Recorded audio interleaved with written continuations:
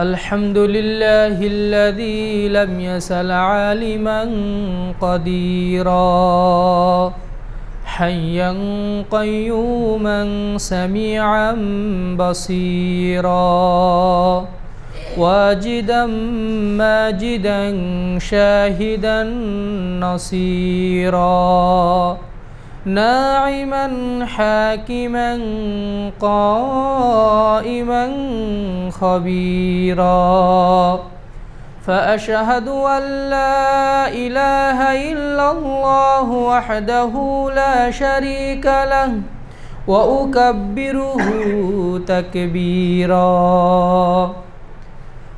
فأشهد أن محمدا عبده ورسوله الذي يرسله إلى الناس كافة بشيرا ونذيرا وداعيا إلى الله بإذنه وسراجا منيرا صلى الله تعالى عليه وعلى آله وأصحابه وأحبابه وأتباعه وأهل بيته أجمعين وسلم تسليما كثيرا كثيرا أما بعد فإن خير الحديث كتاب الله وخير الهدي هدي محمد صلى الله عليه وسلم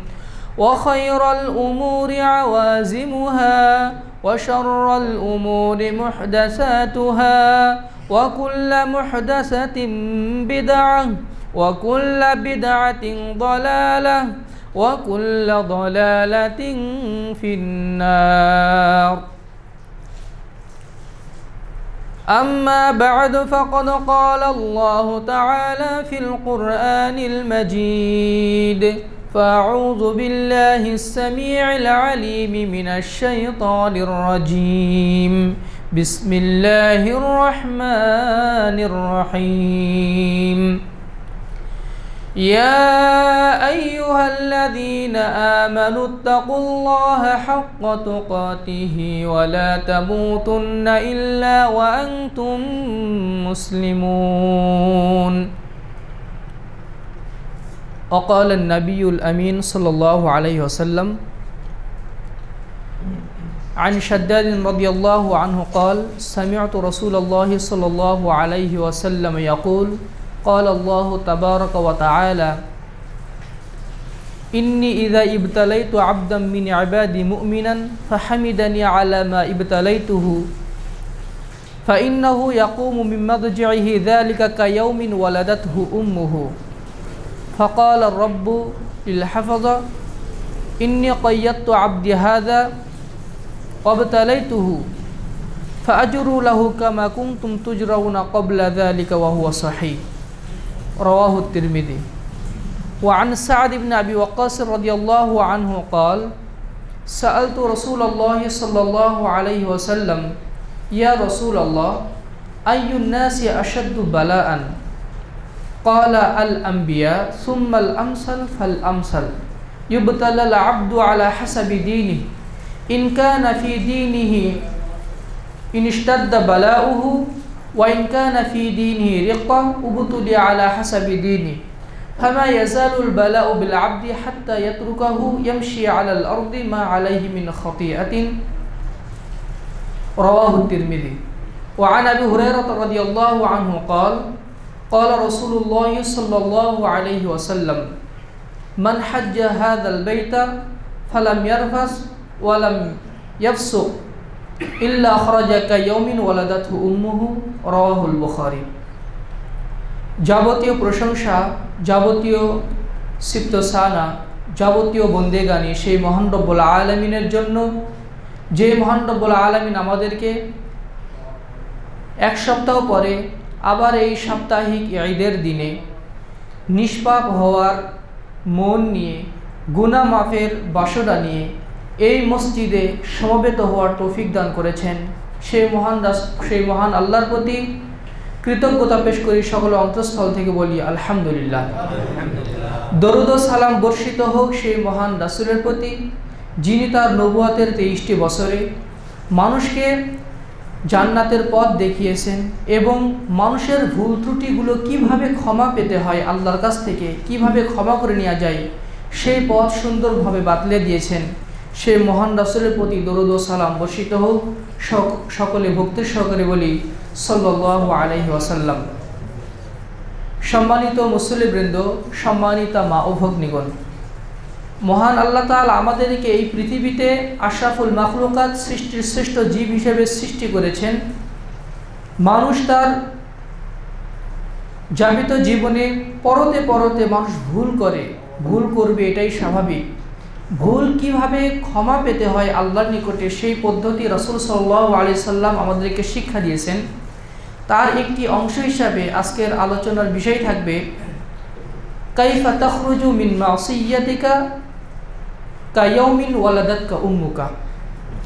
যেই দিন আপনার মা আপনাকে প্রসব করেছিল সেই দিনের মতো নিষ্পাপ কিভাবে হবেন, অর্থাৎ শিশুর মতো নিষ্পাপ কিভাবে হবেন, এই সম্পর্কে নাতিদীর্ঘ কিছু আলোচনা করার চেষ্টা করব। আমা তাওফীকি ইল্লা বিল্লাহ, আলাইহি তাওয়াক্কালতু ওয়া ইলাইহি উনীব। রব্বি ইশরাহ লি সাদরি ওয়া ইয়াসসির লি আমরি ওয়াহলুল উকদাতাম মিন লিসানি ইয়াফকাহু কওলি। সম্মানিত মুসল্লিবৃন্দ, আমরা এর আগে বলেছিলাম যে মানুষ শব্দের অর্থই হচ্ছে ভুলকারী। নাস ইয়ানুসু থেকে মানুষ শব্দটা এসেছে, যেটা আরবি থেকে এসেছে। আরবিতে নাস, যেটা আমরা বলি কোরআনের সর্বশেষ সূরা নাস, এই নাস মানে কি? নাস মানে হচ্ছে মানুষ। এটা তো আবিধানিক অর্থ, এটা তো পারিভাষিক অর্থ। আবিধানিক অর্থ কি? আবিধানিক অর্থ হচ্ছে নাস, অর্থ হচ্ছে ভুলকারী। এই জন্য আদম আলাইহিস সালামের ব্যাপারে একটা প্রবাদ আছে আরবিতে, আউয়ালু নাসিন আউয়ালু নাস। পৃথিবীর প্রথম মানুষ, পৃথিবীর প্রথম ভুলকারী ছিলেন। এই জন্য মানুষের মধ্যে যে ভুল প্রবণতা থাকবে, পাপের প্রবণতা থাকবে, এটা স্বাভাবিক। তার নামের মাধ্যমে এটা বোঝা যাচ্ছে। মানুষ যদি পাপ না করত তাহলে এই পৃথিবীতে মানুষকে আল্লাহ তাআলা রাখতেন না। আল্লাহ রাসূল সাল্লাল্লাহু আলাইহি সাল্লাম কসম করে বলছেন, ওয়াল্লাযী নাফসি বিয়াদিহি, আল্লাহ কসম করে বলছি, লাউলাম তুযনিবু লা যাহাবাল্লাহু বিকুম ওয়া লা জাআ বিকওমিন, তোমরা যদি পাপ না করতে তাহলে এই পৃথিবী থেকে আল্লাহ তাআলা তোমাদেরকে নিশ্চিহ্ন করে দিতেন, সরিয়ে দিতেন। ওয়ালা জাআ বিকওমিন, এমন একটা সম্প্রদায় এই তোমাদের স্থলাভিষিক্ত করতেন, ইয়াজনিবুনা ফায়াস্তাগফিরুন আল্লাহ, যারা পাপ করত এবং আল্লাহর কাছে ক্ষমা চাইত, ফায়াগফিরুহুম, আল্লাহ তাআলাও তাদেরকে ক্ষমা করে দিতেন। সুবহানাল্লাহি বিহামদিহি সুবহানাল্লাহিল আযীম। হাদিসটি ইমাম মুসলিম রাহিমাহুল্লাহ বর্ণনা করেছেন। এই হাদিস দ্বারা কি বোঝা যায়? যে আমাদের মধ্যে পাপ হবে। আমি যত বড় মানুষই হই না কেন, আমি যত পরহেজগার মানুষই হই না কেন, আমি যত সালেহ মানুষই হই না কেন, যে কোনো সময় আমার ভুল হয়ে যাওয়াটা স্বাভাবিক, আমার পাপ হয়ে যাওয়া স্বাভাবিক। নিষ্পাপ ছিলেন রাসূল সাল্লাল্লাহু আলাইহি সাল্লাম, আম্বিয়া কেরাম তারা ছিলেন নিষ্পাপ, কিন্তু আমরা নিষ্পাপ নই, আমাদের পাপ হবে। এই পাপ ক্ষমা করার অনেক পদ্ধতি আল্লাহ রাসূল সাল্লাল্লাহু আলাইহি সাল্লাম বর্ণনা করেছেন। আজকে শুধু এর একটা অংশ নিয়ে আমরা আলোচনা করব 5টা পয়েন্টে। সেটা হচ্ছে বিভিন্ন হাদিসে বলা হয়েছে যে তুমি এই পাপ থেকে এই কাজটা করলে এমনভাবে আল্লাহ তোমাকে ক্ষমা করবেন, কায়াউমিন ওয়ালাদাতহু উম্মুহু, ওই দিনের মতো যেই দিন তোমার মা তোমাকে প্রসব করেছিল। এই কয়েকটা হাদিস নিয়ে আজকে আমরা আলোচনা করব যে এমন কি আমল রয়েছে যে আমল করলে একজন মানুষ সদ্য ভূমিষ্ঠ শিশুর মতো নিষ্পাপ হয়ে যায়। সুবহানাল্লাহি ওয়া বিহামদিহি সুবহানাল্লাহিল আযীম। সম্মানিত উপস্থিতি, সম্মানিত মা ভগ্নীগণ, যে আমলের মাধ্যমে একজন মানুষ, একজন মুমিন বান্দা, একজন মুমিনা নারী সদ্য ভূমিষ্ঠ শিশুর মতো নিষ্পাপ হতে পারে, তার প্রথম আমল হচ্ছে সুন্দর করে ওযু করে সালাত আদায় করা। সুন্দর করে ওযু করে সালাত আদায় করা, এর যে কত ফজিলত রাসূল সাল্লাল্লাহু আলাইহি ওয়াসাল্লাম বলেছেন। হাদিসটি বর্ণিত হয়েছে সুনানে তিরমিজিতে এবং ইবনু মাজাতে। রাসূল সাল্লাল্লাহু আলাইহি ওয়াসাল্লাম বলছেন, 813 নম্বর 32 নম্বর হাদিস, রাসূল সাল্লাল্লাহু আলাইহি ওয়াসাল্লাম বলছেন, মা মিনকুম রাজুলুন ইউকাররিবু ওযুআহু, তোমাদের কারো যদি ওযু করার সময় চলে আসে, অর্থাৎ ওযু করার সময় ইয়াতামাজমাজু ওয়া ইস্তানশিকু ওয়া ইউসিরু, সে ভালো করে কুলি করবে, নাকে পানি দিবে এবং নাক ঝাড়বে। এর মাধ্যমে বোঝা যাচ্ছে যে অজুটা যত্নশীলতার সাথে করবে, কুলি করবে, নাকে পানি দিবে, নাক ঝাড়বে। ইল্লা খররাত খতায়া ওয়াজহিহি ওয়া ফিহি ওয়া খায়াশিমিহি, তার পাপ, তার মুখমণ্ডলের পাপ, তার এই মুখের পাপ, তার এই নাকের ভিতরের পাপ, নাকের যে ছিদ্র আছে এর পাপগুলো সাথে সাথে ঝরে যাবে। সুবহানাল্লাহ বিহামদি। কুলি করবে, কুলি করে নাক ঝাড়বে, গড়গড়া করে নাক ঝাড়বে, তাহলে তার মুখের পাপ, মুখে অনেক ফাহিশা কথা বলেছি, অনেকে গালি দিয়েছি, নাকের পাপ, বিভিন্ন ঘ্রাণ শোকার মাধ্যমে যদি নাকের পাপ হয়ে থাকে এবং মুখমণ্ডলের পাপ যদি হয়ে থাকে, এই মানে এর মাধ্যমে আল্লাহ তাআলা ক্ষমা করে দেবেন। সুবহানাল্লাহ, তার গুনাহগুলো ঝরে যাবে। সুবহানাল্লাহ বিহামদি। আল্লাহ রাসূল সাল্লাল্লাহু আলাইহি ওয়াসাল্লাম বলছেন, সুম্মা গাসালা ওয়াজহাহু, আবার যখন সে মুখমণ্ডলটা ধয়, হাত কামা আমারাল্লাহ, যেভাবে আল্লাহ তাআলা তার রাসূলের মাধ্যমে নির্দেশ দিয়েছেন ওইভাবেও যখন সে মুখমণ্ডলটা ধয়, একদম চুলের গোড়ালি থেকে নিয়ে কানের লতি থেকে নিয়ে একদম থুতনির নিচ দিয়ে এই পুরোটা 3 বার যখন ধোবে, যখন ভালো করে সুন্দর করে ধোবে, আল্লাহ তাআলা যেভাবে শিক্ষা দিয়েছেন, ইল্লা খররাত খতায়া ওয়াজহাহু খতায়া ওয়াজহি মিন আতরাফি লিহইয়াতিহি মাআল মা, তাহলে তার এই মুখমণ্ডলের পাপগুলো তার দাড়ির শেষ ফোঁটা, পানির শেষ ফোঁটার সাথে তার পাপগুলো ঝরে যাবে। সুবহানাল্লাহ বিহামদি। এই মুখমণ্ডল দিয়ে, এই চোখ দিয়ে কত হারাম বস্তু দেখলাম, এই মানে চোখ দিয়ে কত কিছু করলাম, এই মুখের যত পাপ আছে সবগুলো ঝরে যাবে। এমনকি ওযু করার পরে দাড়ির যে শেষ একটা ফোঁটা আছে ওটা এখনো শুকিয়ে যায়নি, ওর মাধ্যমেও আল্লাহ তাআলা পাপটাকে ঝরিয়ে দেন, মুখের পাপগুলো ঝরে যায়। সুবহানাল্লাহ বিহামদি, সুবহানাল্লাহিল আযীম। ওয়াইদা ইয়াগসিলু ইয়াদাইহি ইলা মিরফাকাইনি, যখন সে কনুই পর্যন্ত হাত ধৌত করে, ইল্লা খররাত খতায়া ইয়াদিহি মিন আনামিলিহি মাআল মা, তখন তার হাতের পাপগুলো সব ঝরে যায়। এমনকি তার হাতের, তার নখের যে শেষ ফোঁটাটা যে আছে ওর সাথেও পানিগুলো ঝরে যায়। হাতের এই আঙ্গুলির এই নখের যে নিচের যে পাপগুলো আছে এই পাপগুলো ঝরে যায়। সুবহানাল্লাহ বিহামদিহি। আমরা যদি ওযু করার সময় এটা খেয়াল করি যে আমি যখন মুখমণ্ডল ঝুঁকছি, আমি যে একটা হারাম বস্তু দেখেছিলাম চোখ দিয়ে, এই পাপটা আল্লাহ তাআলা হয়তোবা ক্ষমা করবেন। আমি যে মুখমণ্ডল, আমি মুখে যখন পানি দিচ্ছি, হয়তো আমি মুখকে তো গালি দিয়েছিলাম, হয়তোবা আমার পাপটা আল্লাহ ক্ষমা করবেন। এই অনুভূতি নিয়ে যদি, এই বাসনা নিয়ে আমরা যদি ওযু করতে পারি, ওযুর মধ্যে আমরা আলাদা একটা তৃপ্তি পাবো। হাত যখন ধোবো, এই হাতের মাধ্যমে কত মানুষকে কষ্ট দিয়েছি, মানুষকে প্রহার করেছি, এই হাতের পাপগুলো আল্লাহ তাআলা ক্ষমা করে দিবেন। এটা ভেবে যদি আমরা ওযু করতে পারি, ওযু করব যখন, আমরা কিন্তু আলাদা একটা তৃপ্তি পাবো এই ওযুর মধ্যে। রাসূল সাল্লাল্লাহু আলাইহি ওয়াসাল্লাম এরপরে বলেছেন, ফায়ামসাহু রাসাহু ইল্লা খররাত খতায়া রাসিহি মিন আতরাফি শা'রিহি মাআল মা, যখন সে মাথা মাসে করে, মাথা মাসে করার পরে এই চুলের একদম শেষ ভাগ থেকে পানির সাথে তার পাপগুলোকে ক্ষমা হয়ে যায়। এই মাথাতে কত কুচিন্তা করেছি, এই মাথাতে মানুষকে কত ব্রেন দিয়ে মানুষকে ঠকাইছি, এই মাথার পাপগুলো ক্ষমা হয়ে যাবে মাথা মাসের মাধ্যমে। সুবহানাল্লাহ বিহামদিহি।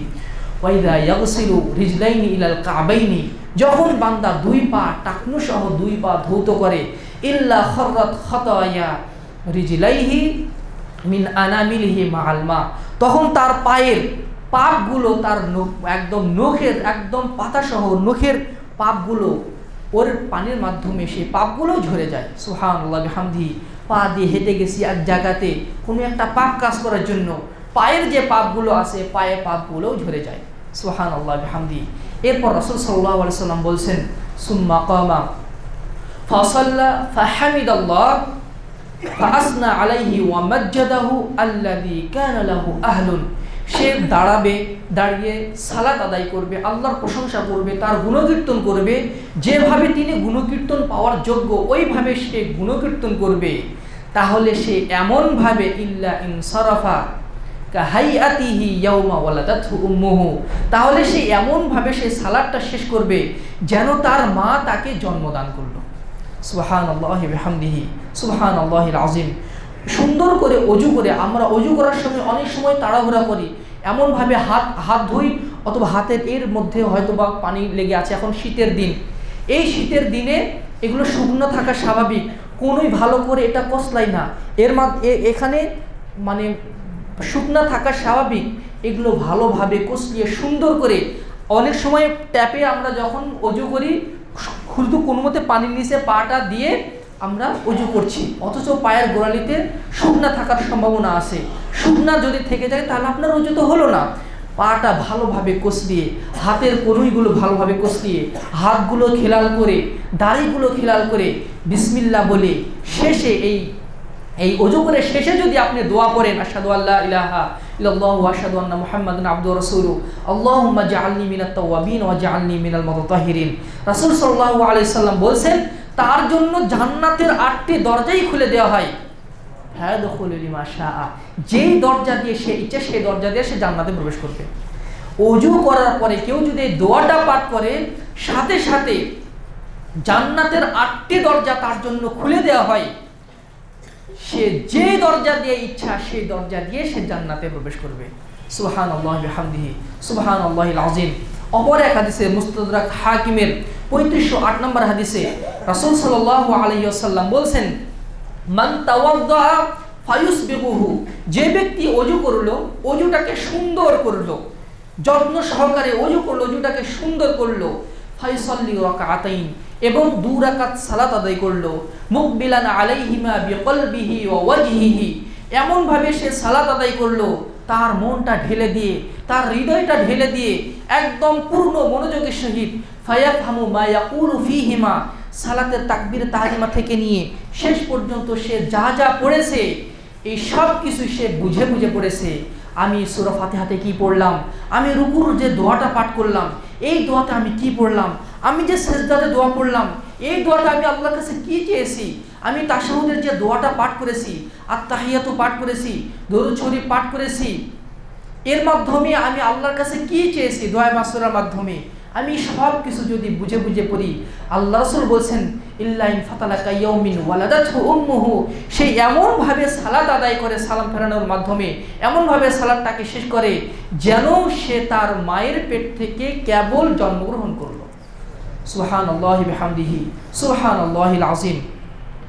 সহিহ মুসলিমের অপর একটি হাদিসে উকবা ইবনে আমির রাদিয়াল্লাহু আনহু থেকে বর্ণিত, রাসূল সাল্লাল্লাহু আলাইহি সাল্লাম বলেন, মান তাওয়াজ্জা ফায়ুহসিনুহু, যে ব্যক্তি ওযু করলো, ওযুটাকে সুন্দর করলো, ফায়ুসাল্লি রাকাতাইনি মুকবিলান আলাইহিমা বিকলবিহি ওয়া ওয়াজহিহি, একদম পূর্ণ মনোযোগের সহিত আমি যখন সালাত আদায় করছি যেন দুনিয়ার কোনো চিন্তা আমার মধ্যে না আসে, বাজারের চিন্তা আমার মধ্যে যেন না আসে, রাস্তাঘাটের চিন্তা আমার যেন না আসে, সামাজিক যে রাজনৈতিক পরিবেশের কোনো চিন্তা আমার মধ্যে না আসে, অর্থাৎ দুনিয়াবি সকল চিন্তা শূন্য হয়ে যখন যদি আমরা সালাত আদায় করতে পারি, রাসূল সাল্লাল্লাহু আলাইহি সাল্লাম বলেন ওয়াজাবাত লাহুল জান্নাহ, তার জন্য জান্নাত ওয়াজিব হয়ে যাবে। সুবহানাল্লাহি বিহামদিহি সুবহানাল্লাহিল আযীম। আচ্ছা, একবার চিন্তা করে দেখুন তো, আমরা কি এইভাবে সালাত আদায় করতে পারি যে আমরা যখন সালাত আদায় করি কোনো চিন্তা আমাদের মাথার মধ্যে আসে না? এটা কিন্তু খুবই কঠিন। এমনি এমনি বলা হয়নি যে 2 রাকাত সালাতের মাধ্যমে একদম সদ্য ভূমিষ্ঠ সন্তানের মতো নিষ্পাপ হয়ে যাওয়া যাবে। এটা চারটিখানি কথা নয়, এটা কোনো সহজ বিষয় নয়। আপনি 2 রাকাত সালাত আদায় করতে বসেন, আপনার কোনো চিন্তা মাথার মধ্যে ছিল না, সালাতে তাকবীর তাহলিল বলে হাত বাঁধবেন, দেখবেন যে দোকানের হিসাব, রাস্তাঘাটের কোনো কি পারিবারিক সব চিন্তা আপনার মাথার মধ্যে চলে এসেছে।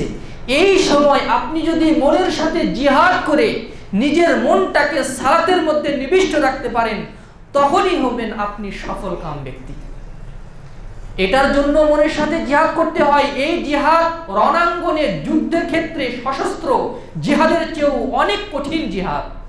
এই জন্য ইবনে হাজম রাহিমাহুল্লাহ বলছেন, কাতিল হাওয়াকা আশাদ্দু মিম্মা তুকাতিল আদুহুকা, তুমি তোমার শত্রুর বিরুদ্ধে সশস্ত্র সংগ্রামে যত শক্তি নিয়ে যুদ্ধ করো, তার চেয়েও ঢের বেশি শক্তি নিয়ে যুদ্ধ করো তোমার নফসের বিরুদ্ধে। এই নফসটাকে শয়তান টেনে বাজারে নিয়ে যেতে চাবে, আপনি সেটাকে আপনার মনের শক্তি দিয়ে, আপনার ইমানের শক্তি দিয়ে, আপনার তাকওয়ার শক্তি দিয়ে আপনি ওই মনটাকে সালাতের মধ্যে রাখুন। যদি সফলভাবে 2 রাকাত সালাত আদায় করতে পারেন, আপনি সফল। এই জন্য প্রখ্যাত সাহাবী, প্রখ্যাত তাবী বলেছিলেন, আমি যদি জানতাম আল্লাহ তাআলা আমার এই জীবনের একটি ওয়াক্ত সালাত কবুল করেছেন, আমার কবুল হয়েছে, এটা যদি আমি জানতাম, তাহলে সারা পৃথিবীর বাদশাহী পাওয়ার চেয়ে সেটা আমার সবচেয়ে সুখের সংবাদ হতো। অর্থাৎ আমরা গতানুগতিক সালাত আদায় করছি, এর মাধ্যমে আমরা মনে করি আমার সালাত হয়তো কবুল হয়ে গেছে। সালাত কবুল হয়েছে কি হয়নি এই গ্যারান্টি তো আমরা দিতে পারবো না। আমাদের সাধ্য অনুযায়ী চেষ্টা করে যেতে হবে খুশু নিয়ে সালাত আদায় করার। আমরা সালাত আদায় করি অনেক সময় অভ্যাসজনিত, অভ্যাসের মতো, যে 5 ওয়াক্ত সালাত আদায় করতে হয়, মসজিদে গিয়ে 5 ওয়াক্ত সালাত আদায় করলাম। এটা যে আল্লাহ তাআলার নির্দেশ, রাসূল সাল্লাল্লাহু আলাইহি সাল্লামকে মিরাজের রাত্রিতে এটা যে আল্লাহ উম্মতে মুহাম্মাদের জন্য একটা হাদিয়া ছিল এই সালাত। মিরাজের রাত্রির হাদিয়া তো ছিল, মূল বিষয় তো ছিল হচ্ছে সালাত, যেটা ফরজ হয়েছে সপ্তম আকাশে। আর দুনিয়ার সকল আমল ওয়াজিব সুন্নাত যাই হোক বিধিবদ্ধ হয়েছে দুনিয়ার মাটিতে জিবরিলের মাধ্যমে। আর সালাতটাকে আল্লাহ তাআলা তার রাসূলকে ডেকে নিয়ে সরাসরি দান করেছেন। সুবহানাল্লাহ বিহামদি, সুবহানাল্লাহিল আযীম। এই সালাতটা যদি আমরা সুন্দর করে ওযু করে রাসূলের শেখানো পদ্ধতি অনুযায়ী, Salatur Rasul professor doctor Mohammad Asadullah Ghalib sir লেখা সালাতুর রাসূল বইটা সবার বাসায় বাসায় রাখার চেষ্টা করবেন। কিভাবে সুন্দর করে ওযু করবেন, কিভাবে তায়াম্মুম করবেন, কিভাবে সুন্দর করে রাসূলের পদ্ধতি অনুযায়ী সালাত আদায় করবেন। বাংলা ভাষাভাষীদের জন্য সর্বশ্রেষ্ঠ বই সালাতুর রাসূলটা প্রত্যেকের বাসায় রাখার চেষ্টা করবেন। আল্লাহ তাআলা আমাদেরকে সেই রকম করে সালাত আদায় করার তৌফিক দান করুন। আমরা যেন শিশুর মতো নিষ্পাপ হতে পারি আমাদের সালাতের মাধ্যমে। আল্লাহ তাআলা আমাদেরকে সেই তৌফিক দান করুন, আল্লাহুম্মা আমিন। সম্মানিত উপস্থিতি, দ্বিতীয় আমল, আমরা প্রথম আমল বললাম সুন্দর করে ওযু করে সালাত আদায় করা। দ্বিতীয় আমল হচ্ছে ইন্তিযারুস সালাতি বা'দাস সালাত ওয়া মাশয়ুল আকদাম ইলাল জামাআত। জামাতের হাজির হওয়ার জন্য হেঁটে হেঁটে আসা এবং সালাতের পরে বসে থেকে তাসবিহ তাহলিল করা। এটা তো সালাতের বাইরে, এটা সালাত নয়। জামাতের জন্য হেঁটে হেঁটে আসা এবং সালাতের পরে বসে বসে তাসবিহ তাহলিল করা, বসে থাকা, অপেক্ষমান করা, অথবা অপর সালাতের জন্য অপেক্ষায় থাকা। রাসূল সাল্লাল্লাহু আলাইহি সাল্লামের সাহাবী আব্দুল্লাহ ইবনে আব্বাস রাদিয়াল্লাহু আনহু বর্ণিত একটি হাদিস বর্ণিত হয়েছে সুনানে তিরমিজির 3233 নম্বর হাদিসে। আব্দুল্লাহ ইবনে আব্বাস রাদিয়াল্লাহু আনহু বলছেন, রাসূল সাল্লাল্লাহু আলাইহি সাল্লাম ইরশাদ করেছেন, আতানি লাইলাতা রাব্বি তাবারাকা ওয়া তাআলা ফি আহসানি সূরাতিন। একদা এক রাতে আমার প্রতিপালক আল্লাহ আমার সাথে সাক্ষাৎ করলেন তার উত্তম আকৃতিতে। আল্লাহ রাসূল বলছেন, একদা রাতে আমার আল্লাহ, আমার প্রতিপালক আমার সাথে সাক্ষাৎ করলেন তার উত্তম আকৃতি নিয়ে। সাহাবী বলছেন, আহসাবুহু ফিল মানাম, হয়তোবা সেটা স্বপ্নে যোগে, হয়তোবা সেটা স্বপ্ন যোগে। এরপর রাসূলুল্লাহ সাল্লাল্লাহু আলাইহি সাল্লাম বলছেন, আল্লাহ তাআলা আমাকে জিজ্ঞাসা করলেন, ইয়া মুহাম্মদ হাল তাদরি ফিমা ইয়াখতাসিমুল মালাউল আ'লা। মুহাম্মদ, তুমি কি জানো আকাশের সম্মানিত ফেরেশতারা কি নিয়ে পরস্পর কথাবার্তা বলছে, তারা আলোচনা করছে কি বিষয় নিয়ে, তুমি কি সেটা জানো? আমি বললাম, লা, হে আল্লাহ, আমি তো এটা জানি না। রাসূল সাল্লাল্লাহু আলাইহি সাল্লাম বলছেন, ফা ওয়াদা ইয়াদাহু বাইনা কাতিফাইয়া হাত্তা ওয়াজাদতু বারদাহা বাইনা সাদিয়াইয়া আও ফি নাহরি। আল্লাহ তাআলা এই কথা বলার সাথেই আল্লাহ তাআলা তার হাতটাকে আমার 2 কাঁধ বরাবর রাখলেন, আমার 2 কাঁধ বরাবর রাখলেন। এতে আমি আমার বুকের মধ্যে অথবা আমার কণ্ঠের মধ্যে শীতলতা অনুভব করলাম। সুবহানাল্লাহ বিহামদিহি। আল্লাহ রাসূল বলছেন, আল্লাহ তাআলা আমার 2 কাঁধ বরাবর তার হাতটাকে রাখলেন, আমি তার শীতলতা অনুভব করলাম আমার বুকের মধ্যে অথবা আমার কণ্ঠনালের মধ্যে। হাত্তা আলিমতু মা ফিস সামাওয়াতি ওয়া মা ফিল আরদ, এমনকি দুনিয়া এবং আকাশ এবং জমিনের সকল জ্ঞান আমার মধ্যে চলে আসলো। সুবহানাল্লাহ বিহামদিহি, সুবহানাল্লাহ আযীম। এরপর আল্লাহ তাআলা আবার জিজ্ঞাসা করছেন, ইয়া মুহাম্মদ হাল তাদরি ফিমা ইয়াখতাসিমুল মালাউল আ'লা। মুহাম্মদ, তুমি কি জানো আকাশের সম্মানিত ফেরেশতারা কি নিয়ে পরস্পর কথাবার্তা বলছে? তখন আল্লাহ রাসূল বলছেন, হ্যাঁ আমি জানি। ফিল কাফারা, তারা পাপের কাফারা সম্পর্কে কথাবার্তা বলছে, যে কোন কাজের মাধ্যমে মানুষের পাপের কাফারা হয়। আম্মাল কাফারাত, যে সমস্ত কাজের মাধ্যমে মানুষের পাপের কাফারা হয়ে যায়, মানুষের গুনাহ ক্ষমা হয়ে যায়। 1 নম্বর হচ্ছে এক নম্বর হচ্ছে ইন্তিযারুস সালাতি বা'দাস সালাহ, এক সালাতের পরে আরেক সালাতের জন্য অপেক্ষা করা। মাগরিবের সালাত আদায় করেছি, এশার সালাতের জন্য অপেক্ষমান থেকে বসে বসে তাসবিহ তাহলিল করলাম, এটা হচ্ছে এক সালাতের পরে আরেক সালাতের জন্য অপেক্ষমান থাকা। 2 নম্বর হচ্ছে ওয়ামাশু আলাল আকদাম ইলাল জামাআত, এবং জামাতে হাজির হওয়ার জন্য বাড়ি থেকে হেঁটে হেঁটে আসা, বাড়ি থেকে হেঁটে হেঁটে মসজিদে এসে জামাতের সাথে সালাত আদায় করা। ওয়া ইসবাগুল ওযুই ফিল মাকারিহি, 3 নম্বর আল্লাহ রাসূল বলছেন, এবং কষ্টকর সময়েও সুন্দর করে ওযু করা। এখন শীতের রাতে, শেষ রাতে ওযু করতে অনেক কষ্ট হয়, ওই সময়েও যদি আমরা সুন্দর করে ওযু করি তাহলে এটা আমাদের জন্য পাপের কাফারা হয়ে যাবে। পাপের কাফারা কিসে হয়? 3টে আমলে। 1 নম্বর হচ্ছে সালাতের পরে আরেক সালাতের জন্য অপেক্ষমান থাকা। 2 নম্বর হচ্ছে বাড়ি থেকে হেঁটে হেঁটে মসজিদে আসা। 3 নম্বর হচ্ছে সুন্দর করে উজু করা, কষ্টকর সময়ে হলেও বাড়ি থেকে যখন আমরা মসজিদে আসি, যখনই একটা পা রাখি, আমার একটা গুনাহ ক্ষমা হয়ে যায়, আমার মর্যাদা এক স্তর উন্নীত হয়ে যায়। সুবহানাল্লাহ বিহামদিহি, মানুষের সম্মান বৃদ্ধি পায়। এরপর রাসূল সাল্লাল্লাহু আলাইহি ওয়াসাল্লাম বলছেন, ফামান ফাআলা হাযা, যে ব্যক্তি এটা করবে নিয়মিত যত্ন সহকারে, আশা বিখাইরিন ওয়া মাতা বিখাইরিন, সে কল্যাণ নিয়েই পৃথিবীতে বেঁচে থাকবে, সে কল্যাণের সাথেই কবরে যাবে, মৃত্যুবরণ করবে। সুবহানাল্লাহ বিহামদিহি, এই 3টে কাজ যারা করবে তারা কল্যাণ নিয়েই, আল্লাহর কল্যাণ প্রাপ্ত হয়ে দুনিয়াতে বেঁচে থাকবে এবং কল্যাণের সাথেই তারা মৃত্যুবরণ করবে। সুবহানাল্লাহ বিহামদিহি, শুধু তাই নয়, ওয়া কানা ইয়াখরুজু মিন খাতিআতিহি কায়াউমিন ওয়ালাদাতহু উম্মুহু, সে এমনভাবে তার পাপ থেকে ফিরে আসবে যেন তার মা তাকে জন্মদান করলো। সুবহানাল্লাহ বিহামদিহি, কাজগুলো কি? মসজিদে আসতে হবে হেঁটে হেঁটে, সালাতের পরে অপেক্ষমান থাকতে হবে এবং সুন্দর করে ওযু করতে হবে। এর মাধ্যমে দুনিয়াতে একটা পবিত্র জীবন লাভ করতে পারবো আমরা, এবং কল্যাণের সাথে আমরা মৃত্যুবরণ করতে পারবো। আর দুনিয়াতে আমরা এমনভাবে নিষ্পাপ হব যেমনভাবে একজন সন্তান সদ্য ভূমিষ্ঠ হওয়ার পরে নিষ্পাপ থাকে, অন্যভাবে আমরা নিষ্পাপ হতে পারবো। এরপর আল্লাহ তাআলা মুহাম্মদ সাল্লাল্লাহু আলাইহি ওয়াসাল্লামকে বললেন, ইয়া মুহাম্মদ, হে মুহাম্মদ সাল্লাল্লাহু আলাইহি ওয়াসাল্লাম, আপনি যখনই সালাত আদায় করবেন, সালাতের পরে এই দোয়াটা আপনি পড়বেন। যখনই আপনি সালাত আদায় করবেন, সালাতের পরে এই দোয়াটি পড়বেন। আল্লাহ তাআলা স্বয়ং এই দোয়াটি মুহাম্মদ সাল্লাল্লাহু আলাইহি ওয়াসাল্লামকে শিক্ষা দিয়েছেন। দোয়াটি কি? আল্লাহুম্মা ইন্নী আসআলুকা ফি'লাল খায়রাত ওয়া তারকাল মুনকারাত ওয়া হুব্বাল মাসাকিন, হে আল্লাহ, তুমি আমাকে তৌফিক দান করো যেন আমি ইন্নী আসআলুকা ফি'লাল খায়রাত, যেন আমি ভালো কাজ করতে পারি, কল্যাণের কাজ করতে পারি, সওয়াবের কাজ করতে পারি। ওয়া তারকাল মুনকারাত, আমি যেন মন্দ কাজকে বিরত থাকতে পারি, মন্দ কাজ থেকে বিরত থাকতে পারি সর্বতভাবে।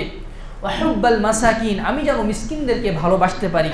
ওয়া ইযা আরাদতা বিইবাদিকা ফিতনাতান ফাতাওয়াফানি গায়রা মাফতুনিন, হে আল্লাহ, তুমি কোনো বান্দার ব্যাপারে যদি পরীক্ষার ইরাদা করে থাকো, ইচ্ছা করে থাকো, যেই পরীক্ষাতে পতিত হয়ে মানুষ অনেক সংকটের মধ্যে পড়বে, ফাতাওয়াফানি গায়রা মাফতুনিন, সেই সময় আমি ঈমান রাখতে পারবো কি পারবো না, সুতরাং ওই বিপদে পতিত হওয়ার আগেই তুমি আমার মৃত্যু দান করো। এরপর আল্লাহ রাসূল আবার বললেন যে, হে আল্লাহ, তারা আলোচনা করছে দারাজাত সম্পর্কে, কোন কাজে মানুষের সম্মান বৃদ্ধি পায়, সমাজে মানুষের সম্মান বৃদ্ধি পায়, মানুষের জীবনের স্ট্যাটাস বৃদ্ধি পায় কোন কাজের মাধ্যমে? ইফশা উস সালাম, বেশি বেশি সালাম দেওয়ার মাধ্যমে। 2, ইতআমুত তাআম, অপর ভাইকে খাওয়ানোর মাধ্যমে, দাওয়াত করে খাওয়ানো। 3 নম্বর হচ্ছে ওয়াস-সালাতু বিল-লাইলি ওয়ান-নাসু নিয়াম, মানুষ যখন শেষ রাতে সালাত আদায় করে, শেষ রাতে ঘুমিয়ে থাকে, তখন সে সালাত আদায় করে। এই হাদিস দ্বারা আমরা কি বুঝলাম? এই হাদিস দ্বারা আমরা যে শিশুর মতো নিষ্পাপ হব 3টি কাজের মাধ্যমে, মসজিদে এসে হেঁটে হেঁটে মসজিদে এসে সালাতের পরে অপেক্ষমান থাকা। আমরা অনেক সময় সালাম ফেরার পরেই, আজকে জুমাতে আমরা সালাত আদায় করি, ইমাম সাহেব সালাম ফেরার সাথে সাথে আমরা চলে যাই, মসজিদ থেকে চলে যাই, এটা কিন্তু উচিত নয়, এটা উচিত নয়। ইবনু মাজার একটি হাদিসে আব্দুল্লাহ ইবনে ওমর রাদিয়াল্লাহু আনহু তিনি বলছেন, একদিন আমরা সাল্লাইনা মা রাসূলিল্লাহি সাল্লাল্লাহু আলাইহি ওয়াসাল্লাম সালাতাল মাগরিব, ইবনু মাজার 801 নম্বর হাদিস। রাসূল সাল্লাল্লাহু আলাইহি ওয়াসাল্লাম, আমরা রাসূল সাল্লাল্লাহু আলাইহি ওয়াসাল্লামের সাথে একদিন মাগরিবের সালাত আদায় করলাম। ফাখারাজা মান খারাজা ওয়া আক্কাবা মান আক্কাবা, যার বের হওয়ার সে বের হয়ে চলে গেল, আর যারা থাকার তারা থেকে গেল, অর্থাৎ কিছু মানুষ মসজিদ থেকে সালাতের পর বের হয়ে গেল, আর কিছু মানুষ মসজিদে বসে তাসবিহ তাহলিল বিভিন্ন জিকির আজকার করতে থাকলো। তার মধ্যে তিনিও একজন, আব্দুল্লাহ ইবনে ওমর তিনিও একজন। এমন সময় রাসূল সাল্লাল্লাহু আলাইহি ওয়াসাল্লাম খুব দ্রুত গতিতে মসজিদে চলে আসলেন। হাত্তা যা রাসূলুল্লাহ সাল্লাল্লাহু আলাইহি ওয়াসাল্লাম মুসরিয়ান হাফাজাহুন নাফস, এমনভাবে মসজিদে আসলেন তার শ্বাসটা ছোট হয়ে গেছিল, অর্থাৎ তিনি হাঁপাচ্ছিলেন। হাঁপাতে হাঁপাতে তিনি মসজিদে আসলেন এবং আমাদের সামনে হাঁটু গেড়ে দিয়ে বসলেন। বসার সাথে সাথে তিনি বললেন, আবশিরু, তোমরা সুসংবাদ গ্রহণ করো, আবশিরু, তোমরা সুসংবাদ গ্রহণ করো, ফাইন্না রাব্বাকুম ফাতাহা বাবাম মিন আবওয়াবিস সামা, তোমাদের প্রতিপালক তোমাদের জন্য আকাশের একটি দরজা খুলে দিয়েছেন। সুবহানাল্লাহ বিহামদি। এই যে তোমরা সালাতের পরে বসে তাসবিহ তাহলিল করছো, আল্লাহ তোমাদের এই কাজে খুশি হয়ে তার আকাশের দরজা খুলে দিয়েছেন। ওয়াইবাহি বিকুমুল মালাইকা, তিনি ফেরেশতাদের সামনে তিনি গর্ব প্রকাশ করছেন। গর্ব করতে করতে তিনি বলছেন, উনজুরু ইলা ইবাদি, এই ফেরেশতারা দেখো, আমাদের বান্দাদের দিকে দেখো, কদ কলাউ ফারিদাতান, তারা একটা ফরজ আদায় করেছে, ওয়ান্তাদিরুনাল উখরা, আরেকটা ফরজ আদায়ের জন্য তারা অপেক্ষা করছে। সুবহানাল্লাহি বিহামদিহি, সুবহানাল্লাহিল আযীম। আমরা অনেক সময় যাদের কোনো চাকরি বাকরি নাই, যাদের কোনো কাজ কাম নাই, আমরা মাগরিবের সালাত আদায় করার পরে আমরা মসজিদে বসে তাসবিহ তাহলিল করতে পারি বা মসজিদে কোরআন তেলাওয়াত করতে পারি, অথচ আমরা খামাখা গিয়ে হয়তোবা হোটেলে গিয়ে চা খাই অথবা হোটেলে গল্প গুজব করি, যে সময়টা আমাদের কোনোই কাজে আসে না। কল্যাণ থাকতো দূরের কথা, সেটা অকল্যাণ ডেকে নিয়ে আসারই সম্ভাবনা থাকে। এই সময়টা যদি আমরা মসজিদে দিতে পারতাম, মসজিদে যদি আমরা অপেক্ষা করতে পারতাম, এশার সালাত আদায় করেই চলে যাব, বাসায় চলে যাব, তাহলে আমাদের জন্য কতই না কল্যাণ আল্লাহ তাআলা আমাদেরকে দান করতেন। শুধু তাই নয়, অপর এক হাদিসে রাসূল সাল্লাল্লাহু আলাইহি ওয়াসাল্লাম বলছেন, যখন তারা সালাতের জন্য অপেক্ষমান থাকে, যে মুয়াজ্জিন 5-15 মিনিট আগে আজান দিয়েছে, আমি আগে ভাগে চলে আসলাম, বসে 2 রাকাত সালাত আদায় করে সালাতের জন্য অপেক্ষা করছি, এটাও অপেক্ষা। আল্লাহ রাসূল বলছেন, ফাযালিকুমুর রিবাত, ফাযালিকুমুর রিবাত, এটা হচ্ছে প্রস্তুতি, এটা হচ্ছে প্রস্তুতি। কিসের প্রস্তুতি? একজন মুজাহিদ যেমন যুদ্ধের জন্য প্রস্তুতি থাকে, যখন সে যুদ্ধের জন্য প্রস্তুত হয়ে থাকে তখনও সে জিহাদ করার সওয়াব পায়। অন্যভাবে ওই বান্দা যখন সালাতের জন্য অপেক্ষমান থাকে, সে যেন আল্লাহর পথে সংগ্রাম করছে, ওই সওয়াবটা তার আমলনামায় লিপিবদ্ধ করে দেওয়া হবে। সুবহানাল্লাহ বিহামদিহি, সুবহানাল্লাহিল আযীম। সম্মানিত উপস্থিতি, দ্বিতীয় আমল বললাম, তৃতীয় আমল হচ্ছে হজ করা। আল্লাহ তাআলা আমাদের যাদেরকে সামর্থ্য দিয়েছেন, তারা যদি আমরা হজ করি, হজের মাধ্যমে মানুষ একদম সদ্য ভূমিষ্ঠ সন্তানের মতো নিষ্পাপ হতে পারে। সহিহুল বুখারীর 1820 নম্বর হাদিসে আবু হুরায়রা রাদিয়াল্লাহু আনহু হতে বর্ণিত, তিনি বলেন, রাসূল সাল্লাল্লাহু আলাইহি ওয়াসাল্লাম ইরশাদ করেছেন, মান হাজ্জা হাযাল বাইতা, যে ব্যক্তি আল্লাহর এই ঘরে হজ করবে, বাইতুল্লাহকে জিয়ারত করার মাধ্যমে যে ব্যক্তি হজ করবে, ফালাম ইয়ারফাস ওয়ালাম ইয়াফসুক, সে কোনো ওয়াহিতুক কাজ করবে না, কোনো ফাসিকি কোনো কাজ করবে না, তাহলে খরাজা কা ইয়াউমিন ওয়ালাদাতহু উম্মুহু, সে এমনভাবে সে হজ থেকে ফিরে আসবে যেন তার মা তাকে আজকেই জন্ম দিল। সে একদম সদ্য ভূমিষ্ঠ সন্তানের মতো নিষ্পাপ হয়ে সে হজ থেকে ফিরে আসে। হজটা আল্লাহ আমাদেরকে যাদেরকে সামর্থ্য দিয়েছেন, আমরা তো হজ করবো তো করবই, যাদেরকে আল্লাহ তাআলা সামর্থ্য দেননি, হয়তোবা জীবনে তার ভাগ্যে হজ জুটবে না, আল্লাহ তাআলা তাদেরকে সেই সামর্থ্য দেননি, সম্ভব হলে তাদেরকে হজ করানোর চেষ্টা করা উচিত। আব্দুল্লাহ ইবনে মুবারক রাহিমাহুল্লাহ হিলিয়াতুল আউলিয়াতে তার একটা কাহিনী পড়েছিলাম, যে তিনি ছিলেন অনেক ধনাঢ্য ব্যক্তি, অনেক ধনী ব্যক্তি ছিলেন। তিনি যদি জানতেন কেউ হজে যাবে, তার কোনো এলাকার কেউ হজে যাবে, তিনি বলতেন যে তোমরা আমার সাথে হজে যাও, আমরা একটা কাফেলা হজে যাব। এবং তার যারা বন্ধু ছিল তারা যেত, তাদের সবার টাকা তিনি জমা নিতেন, যে আমরা এক জায়গা থেকে খরচ করব, যে তোমরা সবাই টাকাগুলো আমার কাছে দাও। সবার টাকা তিনি জমা নিতে চললো, এবার সফরে গিয়ে তাদের সেবা তো করতেন, একদম পুরো সফর তাদের সেবা করে, পুরো খরচ বহন করে হজ থেকে ফিরে এসে তাদের টাকাগুলো আবার সবার কাছে ফিরে দিতেন। সুবহানাল্লাহ বিহামদিহি, সুবহানাল্লাহিল আযীম।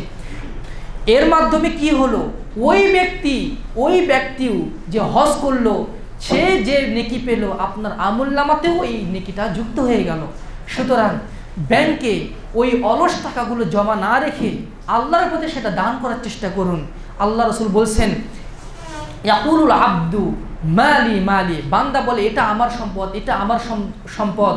ওয়াইনা মালু মিন মালি সালাস, তার সম্পদ তিনটা, মা আকালা ফা আফনা, যা সে খায় শেষ করে দেয়, হজম করে, আও লাবিসা ফা আবলা, যা সে পরিধান করে সেটাও জীর্ণ শীর্ণ হয়ে যায়, শেষ করে দেয়, আও আতা ফাক্তানা, আর যা সে আল্লাহর পথে খরচ করে এটাই সে সঞ্চয় করে রাখে, এটাই হচ্ছে তার প্রকৃত সম্পদ। সুবহানাল্লাহি বিহামদিহি সুবহানাল্লাহিল আযীম ওয়া মা সিওয়া যালিকা ফাহুয়া যাহিবুন ওয়া তারিকুল লিন-নাস। এছাড়া মানুষের যত সম্পদ আছে, মানুষের যত গাড়ি বাড়ি আছে, ব্যাংক ব্যালেন্স আছে, সব কিছুই মৃত্যুর পরে তার ওয়ারিসদের জন্য রেখে সে কবরে যায়, ওই টাকা তার কোনোই কাজে আসে না। সুতরাং আমাদের যাদের সামর্থ্য আছে, আমরা যেন অপরকেও নিজে হজ করার পাশাপাশি অপরকেও যেন হজ করাতে পারি। আল্লাহ তাআলা আমাদেরকে সেই তৌফিক দান করুন, আল্লাহুম্মা আমিন। 4 নম্বর আমল হচ্ছে বাইতুল মুকাদ্দাস মসজিদুল আকসাতে গিয়ে সালাত আদায় করা। হাদিসটি বর্ণিত হয়েছে সুনানে দারিমিতে, নাসাইতে এবং ইবনু মাজাতে। ইবনু মাজা 1408 নম্বর হাদিস। রাসূল সাল্লাল্লাহু আলাইহি ওয়াসাল্লাম বলছেন, আব্দুল্লাহ ইবনে ওমর রাদিয়াল্লাহু আনহু থেকে বর্ণিত, রাসূল সাল্লাল্লাহু আলাইহি ওয়াসাল্লাম বলছেন, সুলাইমান ইবনে দাউদ আলাইহিস সালাম লাম্মা ফারাগা মিন বিনাই মসজিদিল বাইতুল মাকদাস, যখন তিনি বাইতুল মাকদাস এই মসজিদটা নির্মাণ করা শেষ করলেন, সাআলাল্লাহু সালাসান, তিনি আল্লাহর কাছে 3টি বিষয় চাইলেন। 3টি বিষয় আল্লাহর কাছে চাইলেন। 1 নম্বর হচ্ছে হিকমত। হিকমত এমন হিকমত, যে হিকমত আর কাউকে দান করা হবে না, অর্থাৎ ইনি হিকমত দান করলেন, হিকমত চাইলেন, আল্লাহ তাআলা তাকে সেটা দান করলেন। এরপর তিনি চাইলেন মুলকান, এমন মুলক লা ইয়ামবাগি লিআহাদিন মিন বাদিহি, এমন রাজত্ব, যে রাজত্ব তার মৃত্যুর পরে পৃথিবীতে আর কাউকে দেয়া হবে না, এমন রাজত্ব তিনি আল্লাহর কাছে চাইলেন। আল্লাহ তাআলা তাকে সেটাও দান করলেন। তিনি শুধু মানুষের রাজত্ব করেন, তিনি গোটা বিশ্ব রাজত্ব করেছেন, তিনি বাতাসের রাজত্ব করেছেন, জিনদের রাজত্ব করেছেন, পাখপাখালি গাছগাছালি সবারই তিনি রাজত্ব করেছেন। এই রকম বাদশাহী পৃথিবীর আর কেউ পায়নি, পাবেও না। আল্লাহ তাআলা তাকে সেটা দান করেছিলেন, এটা তার জন্য খাস। 3 নম্বরে গিয়ে তিনি আল্লাহর কাছে চাইলেন, ওয়া আল্লা ইয়াতি আহাদুন ফি হাদাল মসজিদা, এই মসজিদে যদি কোনো ব্যক্তি আসে, একমাত্র উদ্দেশ্য হচ্ছে লা ইউরিদু ইল্লা সলাতা ফিহি, একমাত্র সালাতের উদ্দেশ্যে যদি কেউ এই মসজিদে আসে, অর্থাৎ মসজিদুল আকসাতে যদি কেউ যায় যে ওখানে গিয়ে 2 রাকাত সালাত আদায় করব, তাহলে ইল্লা খরাজা কায়াউমিন ওয়ালাদাতু উম্মুহু, তিনি আল্লাহর কাছে দাবি করলেন সে যেন এমনভাবে নিষ্পাপ হয়ে যায় যেন তার মা তাকে প্রসব করলো, যেন তার মা তাকে কেবল জন্মদান করলো। সুবহানাল্লাহ বিহামদিহি। রাসূল সাল্লাল্লাহু আলাইহি ওয়াসাল্লাম বলছেন, পূর্বের 2টি দাবি আল্লাহ তাআলা মেনে নিয়েছেন, আর আমি আশা করি এই 3য়টিও আল্লাহ তাআলা মেনে নেবেন। অর্থাৎ কেউ যদি বাইতুল মাকদাসে গিয়ে, মসজিদুল আকসাতে গিয়ে সে যদি 2 রাকাত সালাত আদায় করতে পারে কোনো বান্দা, তাহলে ওই 2 রাকাত সালাতের মাধ্যমে সে ব্যক্তি সদ্য ভূমিষ্ঠ সন্তানের মতো সে নিষ্পাপ হতে পারবে। সুবহানাল্লাহ বিহামদিহি সুবহানাল্লাহিল আযীম। 5 নম্বর হচ্ছে রোগাক্রান্ত হয়ে আল্লাহর প্রশংসা করা। আশ্চর্য লাগছে না? রোগাক্রান্ত হয়ে আল্লাহর প্রশংসা করা।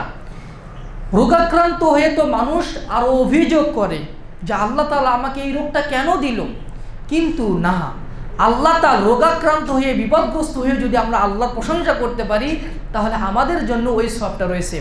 শাদ্দাদ রাদিয়াল্লাহু আনহু থেকে বর্ণিত, মুসনাদে আহমদের 17118 নম্বর হাদিস। রাসূল সাল্লাল্লাহু আলাইহি ওয়াসাল্লাম বলেছেন, হাদিসে কুদসি, আল্লাহ তাআলা স্বয়ং বলেছেন।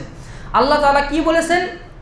ইন্নী ইযা ইবতালাইতু আবদাম মিন ইবাদি মুমিনান, আমি যদি আমার কোনো বান্দাকে পরীক্ষা করি, আমার কোনো বান্দাকে যখন আমি কোনো রোগ দিয়ে, শোক দিয়ে আমি পরীক্ষা করি, ফাহামিদানি আলা মা ইবতালাইতুহু, আমি তাকে যে কঠিন পরীক্ষায় ফেললাম, এই পরীক্ষায় নিপতিত হয়েও সে আল্লাহর প্রশংসা করে। সুবহানাল্লাহ বিহামদিহি। এই হাদিস দ্বারা মুহাদ্দিসিনে কেরাম প্রমাণ করেছেন, বিপদ আসলে প্রথমে আলহামদুলিল্লাহ বলতে হবে, তারপরে বলতে হবে ইন্না লিল্লাহি ওয়া ইন্না ইলাইহি রাজিউন। এই হাদিস তার প্রমাণ যে আমার আল্লাহ তাআলা এমন কঠিন রোগ দিয়েছেন, হয়তোবা ক্যান্সার দিয়েছেন, হয়তোবা ফুসফুসের কোনো সমস্যা, হয়তোবা ডায়াবেটিস দিয়েছেন, হয়তোবা এমন কোনো আমার চোখের সমস্যা, অথবা আমার কানের সমস্যা, অথবা আমার হার্টের সমস্যা, অথবা আমার হাতের সমস্যা, পায়ের সমস্যা, মাথা ব্যথা, জ্বর যে কোনো অসুস্থ হোক না কেন, সে অসুস্থ হয়েও আল্লাহর প্রশংসা করে। হয়তোবা এই রোগের মাধ্যমে আল্লাহ তাআলা আমার কোনো কল্যাণ চেয়েছেন, আল্লাহর প্রশংসা করে, আলহামদুলিল্লাহ বলে রোগাক্রান্ত হয়েও আল্লাহ তাআলা বলছেন ফাইন্নাহু ইয়াকুমু মিন মাদজিহি যালিকা কায়াউমিন ওয়ালাদাতহু উম্মুহু, সে এমনভাবে সুস্থ হয়ে বিছানা থেকে ওঠে, হসপিটালের বিছানা থেকে, নিজের বিছানা থেকে, অথবা সে এমনভাবে তার ওই রোগাক্রান্ত জীবন থেকে এমনভাবে স্বাভাবিক জীবনে ফিরে আসে কায়াউমিন ওয়ালাদাতহু উম্মুহু, যেন তার মা তাকে প্রসব করেছে। সুবহানাল্লাহি বিহামদিহি সুবহানাল্লাহিল আযীম। রোগাক্রান্ত হয়ে কখনো রোগকে গালি দিতে নেই। রাসূল সাল্লাল্লাহু আলাইহি ওয়াসাল্লাম এক মহিলাকে দেখতে গেলেন, তার প্রচণ্ড জ্বর। তিনি বলছেন, রোগকে গালি দেওয়া শুরু করছেন। আল্লাহ রাসূল বললেন, রোগকে গালি দিও না, কেননা রোগ মানুষের পাপকে ঝরিয়ে দেয়। যেমনভাবে আগুন, লোহা এবং রৌপ্যর মরিচা দূর করে দেয়, জ্বর যে কোনো কষ্ট মানুষের পাপকে অনুরূপভাবে দূরীভূত করে দেয়। সুবহানাল্লাহি বিহামদিহি সুবহানাল্লাহিল আযীম। এই জন্য আমরা যখন রোগাক্রান্ত হব, আমরা যেন আল্লাহর প্রশংসা করি। শুধু এইটুকুতে আল্লাহ তাআলা ক্ষান্ত হননি। আল্লাহ রাসূল বলছেন, অতঃপর আল্লাহ তাআলা ফেরেশতাদেরকে বলেন, ইন্নী কাইয়াতু আবদি হাযা আবতালাইতুহু, ফেরেশতারা, আমি আমার এই বান্দাকে পরীক্ষা করেছিলাম, আমি তাকে বিপদে ফেলেছিলাম, আমি তাকে আবদ্ধ রেখেছিলাম। সে তাহাজ্জুদ সালাত আদায় করত, কিন্তু রোগের কারণে সে তাহাজ্জুদ সালাত আদায় করেনি। সে দান সাদকা করত, কিন্তু তার সম্পদ আমি ছিনিয়ে নিয়েছিলাম, সে দান সাদকা করতে পারেনি ইচ্ছা থাকা সত্ত্বেও। অর্থাৎ সে যে আমলগুলো করছিল, ওই স্বাভাবিক আমলটাকে আমি ছন্দপতন ঘটিয়ে দিয়েছিলাম, আমি পরীক্ষায় ফেলেছিলাম তাকে। ফাআজরু লাহু কামা কুনতুম তুজরাউনা ক্বাবলা যালিকা ওয়া সাহি, সে সুস্থ অবস্থাতে যেভাবে আমল করত, ওই আমল তোমরা লিখতেই থাকো। সুবহানাল্লাহ বিহামদি। অর্থাৎ আমি সালাত আদায় করি, আমি তাহাজ্জুদ সালাত আদায় করি, আমার রোগের কারণে আমি তাহাজ্জুদ সালাত আদায় করতে পারলাম না, আল্লাহ তাআলা আমাকে পরীক্ষা করেছেন, কিন্তু আমার আমল নামাতে প্রতি রাতের তাহাজ্জুদের নেকি যুক্ত হতে থাকবে। সুবহানাল্লাহ বিহামদিহি সুবহানাল্লাহিল আযীম। সুতরাং আমরা যদি কেউ রোগাক্রান্ত হই, আমরা যেন রোগকে কখনোই গালি না দিই, কারণ এই রোগ আল্লাহর পক্ষ থেকে একটি পরীক্ষা। এই পরীক্ষার মাধ্যমে আল্লাহ তাআলা মানুষের কল্যাণ চান, আল্লাহ মানুষকে ক্ষমা করে দেন, অথবা এই পরীক্ষার মাধ্যমে, রোগের মাধ্যমে মানুষকে আল্লাহ তাআলা সঠিক পথে ফিরিয়ে নিয়ে আসেন। এইরকম অনেক ভরি ভরি আপনি উদাহরণ পাবেন সমাজের মধ্যে, যে কোনো ব্যক্তি যে তারা খুবই ভালো, খুব খারাপ কাজ করতো, সমাজের খারাপ শ্রেণীর লোক ছিল, কিন্তু আল্লাহ তাআলা তাকে এমন একটা রোগ দিয়েছেন, ওই রোগেই তার জীবনের টার্নিং পয়েন্ট হয়ে তার ভালো পথে ফিরে আসার একটা প্রেরণা জগতে ওটা টার্নিং পয়েন্ট হিসেবে কাজ করেছে। সুতরাং রোগাক্রান্ত হলে আমরা যেন কখনোই রোগকে গালি না দিই, বরং এর মাধ্যমে যেন আমরা ধৈর্য ধারণ করি। এই জন্য রাসূল সাল্লাল্লাহু আলাইহি সাল্লাম বলেছেন, আজমান লিআবদিল মুমিন, মুমিনের বিষয়টাই আশ্চর্যজনক। ইন্না আমরাহু কুল্লুহু খায়র, তার প্রত্যেকটা বিষয়ই কল্যাণকর, মুমিনের প্রত্যেকটা বিষয়ই কল্যাণকর। ইন আসাবাতুহু সাররাহু সাবারা ফাকানা খায়রুন লাহু, তাকে যখন কষ্ট পেয়ে বসে, অর্থ সংকট পেয়ে বসে, চাকরি পাচ্ছে না, এটা সংকট, রোগাক্রান্ত হচ্ছে, শারীরিক বিপদ, মানসিক বিপদ, যে কোনো বিপদ যখন তাকে পেয়ে বসে, সাবারা, সে আল্লাহর কাছে ধৈর্য ধারণ করে, ফাকানা খায়রুন লাহু, সুতরাং এই রোগটাই, এই সংকট তার জন্য কল্যাণ হিসেবে পরিগণিত হয়, কল্যাণ হয়ে তার জীবনে দেখা দেয়। ওয়াইন আসাবাতুহু সারে, প্রথমটা হচ্ছে ওয়াইন আসাবাতুহু দররাহু ফাসাবারা ফাকানা খায়রুন লাহু, যখন তার কোনো কষ্ট আসে সে ধৈর্য ধারণ করে, ওই কষ্টটা তার জন্য কল্যাণে পরিণত হয়ে যায়। ওয়াইন আসাবাতুহু সাররাহু, আর যখন তাকে কোনো কল্যাণ স্পর্শ করে, কোনো কল্যাণ আসে, জীবনের ভালো কোনো সুসংবাদ আসে, জীবনে ভালো একটা চাকরির ব্যবস্থা হয়ে গেল, ভালো একটা রিজিকের ব্যবস্থা হয়ে গেল, ব্যবসায় অনেক লাভ হলো, যে কোনোভাবে কল্যাণ যখন স্পর্শ করে সাকারা, তখন সে এর ক্রেডিটটা আল্লাহকে দেয়, এর ক্রেডিটটা আল্লাহকে দিয়ে আল্লাহর প্রশংসা করে, ফাকানা খায়রান লাহু, এটাও তার জন্য কল্যাণকর হয়ে যায়। সুবহানাল্লাহ বিহামদিহি। সাদ ইবনে ওয়াক্কাস রাদিয়াল্লাহু আনহু, জান্নাতের সুসংবাদ প্রাপ্ত সাহাবী, সুনানে তিরমিজিতে একটা হাদিস বর্ণিত হয়েছে, এই হাদিসটা আলোচনা করে আমরা শেষ করে দিচ্ছি। তিনি আল্লাহ রাসূলকে বলছেন, ইয়া রাসূলুল্লাহ, আইয়ুন নাসি আশাদ্দু বালাআন, হে আল্লাহ রাসূল, পৃথিবীতে সবচেয়ে বিপদগ্রস্ত মানুষ কারা? আল্লাহ রাসূল বললেন, আল আম্বিয়া সুম্মাল আমসাল ফাল আমসাল, পৃথিবীতে সবচেয়ে বিপদগ্রস্ত মানুষ, সবচেয়ে কষ্টে জীবন যাপন করা মানুষ হচ্ছে নবীরা, তারপরে তার অনুসারী, তারপরে তার অনুসারী। নবীরা কি এই পৃথিবীর শ্রেষ্ঠ মানুষ ছিলেন না? উম্মতে মুহাম্মাদের সারা পৃথিবীর সর্বশ্রেষ্ঠ মানুষ কারা? সর্বশ্রেষ্ঠ মানুষ কিন্তু ওই নবীরা। আবার এই পৃথিবীতে সবচেয়ে বিপদগ্রস্ত মানুষ কারা? ওই সবচেয়ে বিপদগ্রস্ত মানুষটাও কিন্তু ওই নবীরাই। এই জন্য রাসূল সাল্লাল্লাহু আলাইহি ওয়াসাল্লাম বলছেন ফাল আমসাল ফাল আমসাল। এরপরে রাসূলের সুন্নাতকে, রাসূলের পদাঙ্ক যে যত শক্তভাবে আঁকড়ে ধরে, তার পদাঙ্ক যে যত শক্তভাবে ফলো করে, তার উপরে তত বেশি বিপদ আসে। ইন কানা ফি দীনিহি রিক্কা উবতুলিয়া আলা হাসাবি দীনিহি। যদি সে তার ঈমানটা খুব শক্ত হয়, ঈমানটা যদি খুব শক্ত হয়, তার ঈমান যদি খুব বেশি হয়, তাহলে ইশতাদ্দা বালাউহু, তাহলে তার বিপদটাও খুব কঠিন হয়। ঈমানদার ব্যক্তিদেরকে আল্লাহ তাআলা সবচেয়ে বেশি বিপদ দেন, কারণ আল্লাহ তাআলা তাকে বেশি ভালোবাসেন, তাকে বেশি পুরস্কার দিবেন, তাকে বেশি সম্মানদান করবেন। এই জন্য যার ঈমান যত বেশি, যার পরহেজগারিতা যত বেশি, তার বিপদও তত বেশি, আল্লাহ তাআলা বিপদ তাকে দিয়ে দেন। ওয়াইন কানা ফি দীনিহি রিক্কা, আর দিনের ব্যাপারে তার যদি শিথিলতা থাকে, অর্থাৎ ঈমান নড়ভরে, ঈমান অত পাকাপোক্ত না, তাহলে উবতুলিয়া আলা হাসাবি দীনিহি, তার ঈমান যেই রকম, তার পরহেজগারিতা যেই রকম, ওই অনুসারে আল্লাহ তাআলা তাকে পরীক্ষা করেন। ফামা ইয়াজালুল বালাউ বিল আবদি হাত্তা ইয়াতরুকাহু। এই বিপদ চলতে চলতে এমন এক সময় ওই বিপদটা তাকে ছেড়ে চলে যায়। ইয়ামশি আলাল আরদি, সে দুনিয়াতে চলাফেরা করে, মা আলাইহি মিন খাতিয়াতিন, কিন্তু তার কোনো পাপ অবশিষ্ট থাকে না। সুবহানাল্লাহ বিহামদি। অর্থাৎ এই বিপদটা আসে কেন? এই বিপদটা আসে আমরা চলতে ফিরতে জেনে না বুঝে প্রকাশ্যে গোপনে যে পাপগুলো করেছি, এই পাপগুলোকে ক্ষমা করার জন্যই, এই পাপগুলোকে মিশিয়ে দেওয়ার জন্যই, এই পাপগুলোকে মিটিয়ে দেওয়ার জন্যই আল্লাহ তাআলা আমাদেরকে বিপদ দিয়ে থাকেন। কখনো মানসিক বিপদ, কখনো শারীরিক বিপদ, কখনো আর্থিক বিপদ, কখনো সামাজিকভাবে বিপদ আল্লাহ তাআলা আমাকে দিয়ে থাকেন। সুতরাং বিপদে পতিত হয়ে আমরা যেন কখনো ঘাবড়ে না যাই, সব সময় আল্লাহর প্রতি বিশ্বাস রেখে তাওয়াক্কুল করে ধৈর্য ধারণ যেন করি। ইন্নামা ইউওয়াফাস সাবিরুনা আজরাহুম বিগাইরি হিসাব। ধৈর্যের একমাত্র প্রতিদান হচ্ছে জান্নাত, আর আল্লাহ তাআলা এর বেহিসাবি সওয়াব দান করেন ধৈর্যশীলদেরকে। সম্মানিত উপস্থিতি, সুতরাং আসুন আমরা এই আমলগুলোর ব্যাপারে যত্নশীল হই এবং আল্লাহর কাছে আমাদের পাপগুলো ক্ষমা করে নেওয়ার জন্য আমরা ব্রতী হই। আমলগুলো কি? প্রথমত হচ্ছে সুন্দর করে ওযু করে সালাত আদায় করা, এমনভাবে মন যেন সালাতের মধ্যে থাকে, বাইরে যেন ছোটাছুটি না করে। 2 নাম্বার হচ্ছে সালাতের জন্য অপেক্ষমান থাকা, পায়ে হেঁটে মসজিদে এসে 5 ওয়াক্ত সালাত জামাতের সাথে আদায় করা। 3 নাম্বার হচ্ছে হজ করা। 4 নাম্বার হচ্ছে বাইতুল মাকদাসে গিয়ে সালাত আদায় করা, যদিও সেটা বিধর্মীদের দখলে, ইহুদিদের দখলে। একসময় আল্লাহ তাআলা এটা আমাদেরকে দিয়েছিলেন, এর ক্ষমতা আবার ইহুদিরা ছিনিয়ে নিয়েছেন। আল্লাহ যদি ইচ্ছা করেন হয়তোবা এটা আল্লাহ তাআলা আবার মুসলমানদের হাতে ফিরিয়ে দিবেন। আল্লাহ তাআলা সেই তৌফিক যেন মুসলমানদেরকে দান করেন, আল্লাহুম্মা আমিন। আর 5 নাম্বার হচ্ছে রোগাক্রান্ত হয়ে, বিপদে পতিত হয়ে আল্লাহর প্রশংসা করা। এটা কিন্তু খুবই কঠিন, মনে রাখবেন। পৃথিবীর সবচেয়ে কঠিন কাজ হচ্ছে মন্দ তাকদীরের প্রতি বিশ্বাস স্থাপন করা। পৃথিবীর সবচেয়ে কঠিন কাজ হচ্ছে মন্দ ভাগ্যকে সন্তুষ্ট চিত্তে মেনে নেওয়া। মন্দ ভাগ্যকে মেনে নেওয়া নয়, মন্দ ভাগ্যের প্রতি সন্তুষ্ট থাকা। আলহামদুলিল্লাহ মানুষ কখন বলে? যখন মানুষ খুশি হয় তখন আলহামদুলিল্লাহ বলে না?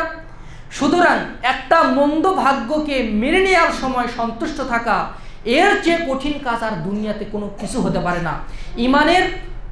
ইমানের শাখা কয়টি? 6টি।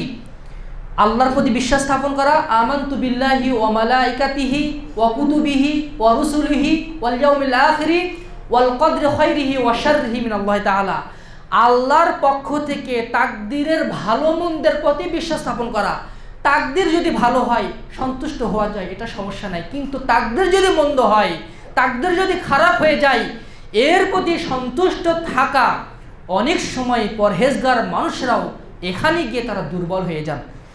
সুতরাং আমাদেরকে আল্লাহ তাআলা যেন সেই তৌফিক দান করেন। যে কোনো বিপদে আল্লাহ তাআলা আমাদেরকে যেন ধৈর্য ধারণ করে ওই বিপদটাকে আল্লাহর পরীক্ষা হিসেবে সন্তুষ্ট চিত্তে সেটা মোকাবেলা করার, সেটা গ্রহণ করার তৌফিক দান করেন। আল্লাহুম্মা আমিন। ওয়া আখিরু দাওয়ানা আনিল হামদুলিল্লাহি রাব্বিল আলামিন।